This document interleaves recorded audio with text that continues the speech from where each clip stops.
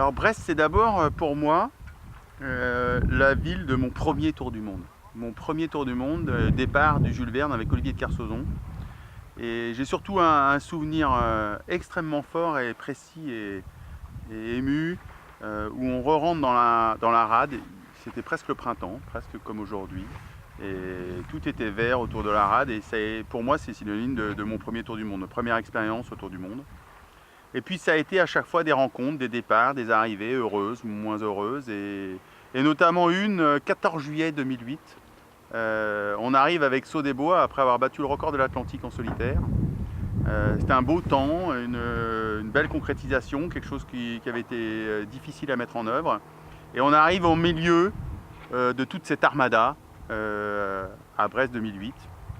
Et ça a été un accueil finalement entre l'ancien et le moderne, différentes cultures de mer, mais toujours cet amour de la mer, ce sens marin, cette ville qui, par la pêche, par la marine nationale, mais aussi par les scientifiques à Île-Kifremer et tout ça, est tournée vers la mer et a un vrai sens de ce que représente le sens marin.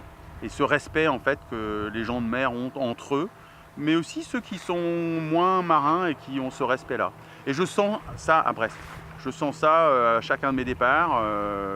Je l'ai senti jusqu'à la mairie, hein, sans donner de message personnel, mais c'est vrai que pour moi, et j'avais eu cette petite phrase j'aime Brest et Brest même. Et parce que j'aime vraiment cette ville.